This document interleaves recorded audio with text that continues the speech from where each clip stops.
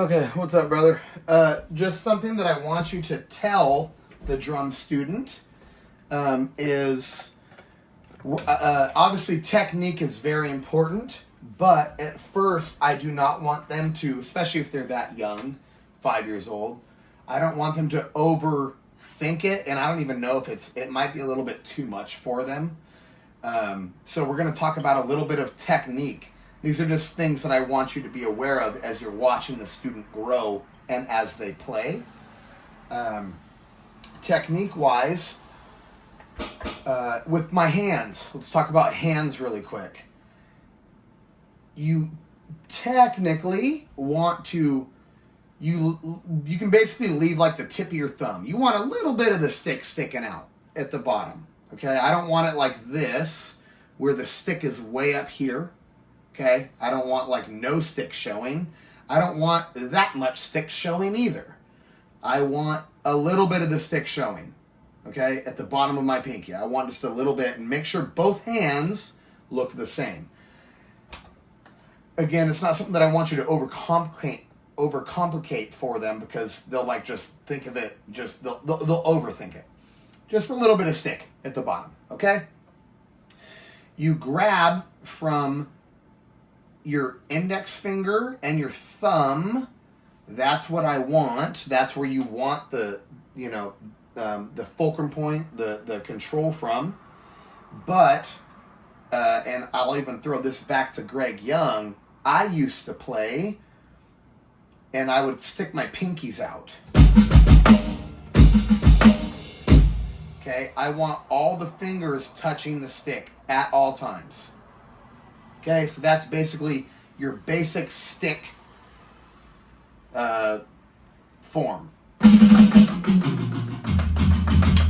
Doesn't matter what you're doing, that's the way to hold your sticks. Okay? With the foot, I don't know if you can see it here. With the foot, I do not want your heel planted on the ground. Okay? I don't want the heel planted on the ground. So you're going to have to kind of teach them, like, dude, no, I don't want the heel on the ground. I want your heel up just a little bit. Now, the reason for this being is if my heel is down on the ground and the bass drum beater is not touching the head and it's floating, they call it feathering or floating, like a floating, the bass drum beater is not touching the head. You then have to pick up your foot or whatever to get the beater to get there. If I've got my heel up just a little bit, so you want your heels up just a little bit. Doesn't have to be a lot. It doesn't have to be unbelievably, crazy, but you want your heels off a little bit. And the bass drum beater, you want resting against the head at all times. Even when I'm not playing right now, my bass drum beater is touching the head. And then when I'm ready to shoot my shot, it's like a loaded gun. It's ready to fire. I'm ready to go. Bam, there we go. And then I bring it back to resting on the head. So you want it resting there. Heel up. That's just kind of some foot technique. Now again, you don't want to overcomplicate all of this because they're just now starting to play. But I am discussing technique. That way, when you're watching them play, you will be able to diagnose it and be like, yeah, no, you're not supposed to be doing that. Right? Okay, so that's that. As far as technique goes with your, obviously the student's little, so that will change. But proper form as far as your legs go, you do not want a perfect 90-degree angle with your, here's my thigh, here's my shin. I do not want a perfect 90-degree angle. I want my thigh just a little bit higher, right? Otherwise, if it was 90-degree angle and I try to lift my leg up to get a bass drum hit, now I'm working my hip flexor harder than I need to be, right? So I want to be just a little bit higher than a 90-degree angle. That's proper form.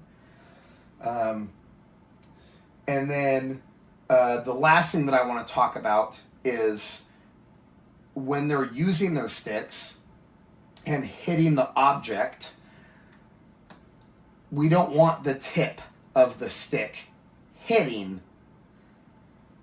your hi-hat surface. I do not want that. I want the shoulder of the stick hitting the hi-hat.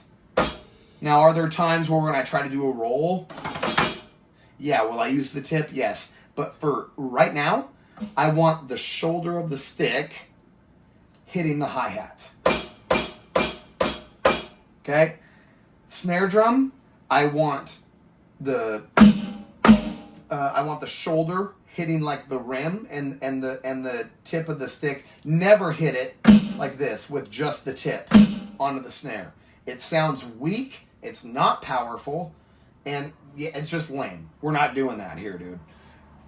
Shoulders of the stick, hi-hat, okay, shoulder of the stick, snare, hitting the rim, right? We don't want none of this type of stuff. Right? That's super, no, we're not doing all that. We want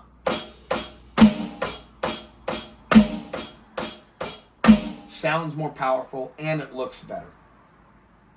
As you move on, and I'll show you some more stuff later as far as how the student's progressing, because it does change when you go to your toms. Your toms you do want to hit with the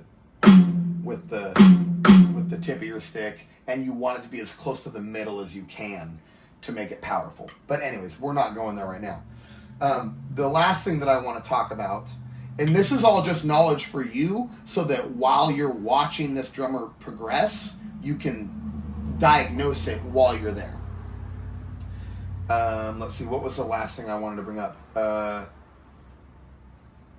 might have to shoot another video because I can't remember what it was.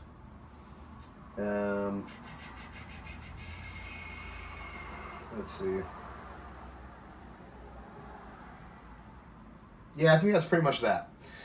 So even, as this drummer is progressing through regular beats. Oh, that was what I was going to talk about.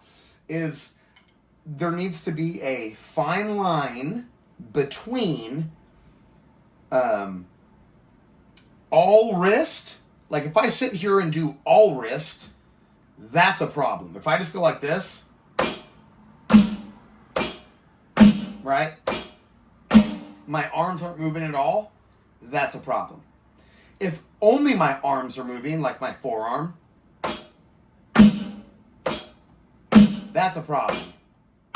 We need to find that fine line in the middle. Now, this is not necessarily what, like I said, you're not going to be teaching them this, but it's something you need to be watching so you can diagnose when it's like, okay, listen, man, because I want to find that perfect medium between wrist action, okay, finger action.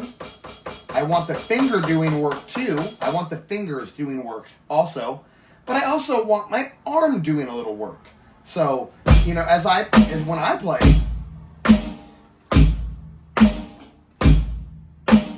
my arm moves a little bit, my wrist moves, and my fingers do the work. Okay? It's not just fingers. It's not just wrist. It's not just arm. It's the combination of all of them.